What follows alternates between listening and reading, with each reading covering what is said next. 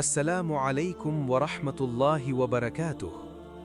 আজ আমরা জানব কিভাবে ওমর রাদিয়াল্লাহু আনহু ইসলাম গ্রহণ করেছিলেন। বিসমিল্লাহির রহমানির রহিম। আউযু বিল্লাহি মিনাশ শাইতানির রাজীম। ইসলামের দ্বিতীয় খলিফা হযরত ওমর ফারুক রাদিয়াল্লাহু আনহু তার শাসনামলে মুসলমানরা সর্বাধিক অঞ্চল বিজয় করে। তার ইসলাম গ্রহণ মুসলমানদের শক্তিশালী করেছিল। কিন্তু ইসলামের শুরুর দিকে মক্কার অন্যান্য মুশরিকদের মতো ওমর রাদিয়াল্লাহু আনহুও ছিলেন ইসলাম, মুসলমান এবং মুহাম্মদ সাল্লাল্লাহু আলাইহি ওয়াসাল্লামের ঘোর বিরোধী। কেউ ইসলাম গ্রহণ করেছে শুনলেই তিনি তার উপর নির্যাতন চালাতেন। নির্যাতন করতে করতে ক্লান্ত হলে কিছুক্ষণ বিশ্রাম নিতেন, আবার নতুন করে নির্যাতন শুরু করতেন। মুসলমানদের জন্য এক সময় ওমর নামটি হয়ে উঠেছিল মূর্তিমান আতঙ্ক।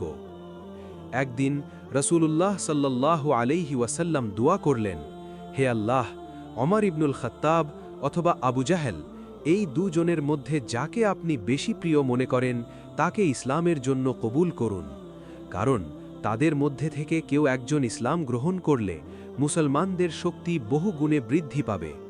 রাসূলুল্লাহ সাল্লাল্লাহু আলাইহি ওয়াসাল্লামের এই দুয়ার পরদিন ইসলামের প্রতি চরম বিদ্বেষ নিয়ে ওমর রাদিয়াল্লাহু আনহু কুরাইশদের মজলিসে ঘোষণা করলেন, আজ আমি মুহাম্মাদের কণ্ঠ স্তব্ধ করে দেব।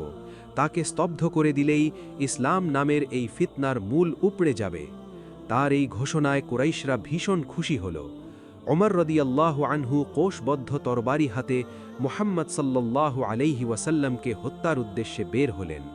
পথিমধ্যে তার দেখা হল সাদ ইবনে আবি ওয়াক্কাস রাদিয়াল্লাহু আনহু এর সাথে। সাদ জিজ্ঞেস করলেন, তিনি কোথায় যাচ্ছেন? ওমর রাদিয়াল্লাহু আনহু বললেন, আমি মুহাম্মদকে হত্যা করতে যাচ্ছি। তখন সাদ রাদিয়াল্লাহু আনহু তাকে ফেরানোর উদ্দেশ্যে বললেন, মুহাম্মদকে পরে হত্যা করো, আগে তোমার নিজের ঘরের খবর নাও। তোমার বোন ও ভগ্নিপতি তো ইসলাম গ্রহণ করেছে, ইসলাম তো এখন তোমার ঘরেই প্রবেশ করেছে। এই কথা শুনে ওমর রাদিয়াল্লাহু আনহু প্রচণ্ড রেগে গেলেন। তিনি রাসূলুল্লাহ সাল্লাল্লাহু আলাইহি ওয়াসাল্লামের বাড়ির পথ ছেড়ে সোজা নিজের বোনের বাড়ির দিকে রওনা দিলেন। বোনের বাড়ির দরজায় পৌঁছে তিনি ভেতর থেকে কোরআন তেলাওয়াতের আওয়াজ শুনতে পেলেন। তার বোন ফাতিমা এবং ভগ্নিপতি সাঈদ ইবনে যায়েদ রাদিয়াল্লাহু আনহু খাব্বাব ইবনে আরাত রাদিয়াল্লাহু আনহু এর কাছে কোরআন শিখছিলেন। ওমরের উপস্থিতি বুঝতে পেরে তারা দ্রুত খাব্বাব রাদিয়াল্লাহু আনহুকে লুকিয়ে রাখলেন। ওমর ঘরে ঢুকেই চিৎকার করে জিজ্ঞেস করলেন, তোমরা কি পড়ছিলে? এই কথা বলেই তিনি ভগ্নিপতি সাঈদ রাদিয়াল্লাহু আনহুকে মারতে শুরু করলেন। স্বামীকে বাঁচাতে বোন ফাতিমা এগিয়ে এলে তার মাথায় আঘাত লাগে এবং কপাল বেয়ে রক্ত ঝরতে শুরু করে। এই অবস্থায়ও ফাতিমা দৃঢ় কণ্ঠে বললেন, হ্যাঁ, আমরা ইসলাম গ্রহণ করেছি, তোমার যা ইচ্ছা করো। বোনের কপাল থেকে ঝরতে থাকা রক্ত দেখে ওমর রাদিয়াল্লাহু আনহু হঠাৎ থমকে গেলেন। তার হৃদয় নরম হয়ে এলো। তিনি শান্ত হয়ে বললেন, আচ্ছা, তোমরা আমাকে বলো, তোমরা কি পড়ছিলে? বোন বললেন, এই বাণী স্পর্শ করতে হলে তোমাকে আগে গোসল করে পবিত্র হতে হবে। ওমর রাদিয়াল্লাহু আনহু গোসল করে এলেন। তার এই পরিবর্তন দেখে খাব্বাব ইবনে আরাত রাদিয়াল্লাহু আনহু আড়াল থেকে বেরিয়ে এসে বললেন, ওমর, গতকালই আল্লাহর রসূল তোমার জন্য দোয়া করেছিলেন, আল্লাহ আজ সেই দোয়া কবুল করেছেন। এরপর তিনি সূরা তাহা তেলাওয়াত করে শোনালেন।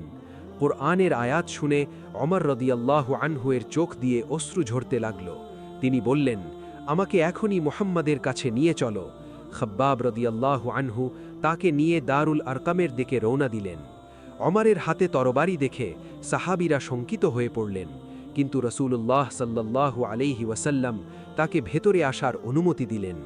যে তরবারি হাতে ওমর রাদিয়াল্লাহু আনহু নবীজিকে হত্যা করতে বের হয়েছিলেন, সেই তরবারি রাসূলুল্লাহ সাল্লাল্লাহু আলাইহি ওয়াসাল্লামের পায়ের কাছে রেখে তিনি ইসলাম গ্রহণ করলেন।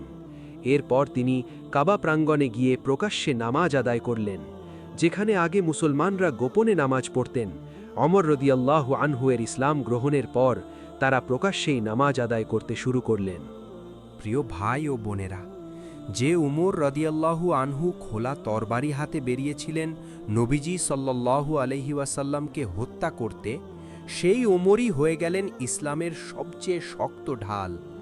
যদি আল্লাহ উমরের হৃদয় বদলে দিতে পারেন, তাহলে আমাদের হৃদয় বদলানো তার কাছে মোটেও কঠিন নয়।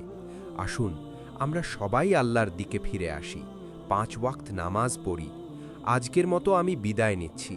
দেখা হবে অন্য কোনো একটি ভিডিওতে ইনশাআল্লাহ। আসসালামু আলাইকুম ওয়া রাহমাতুল্লাহি ওয়া বারাকাতুহু।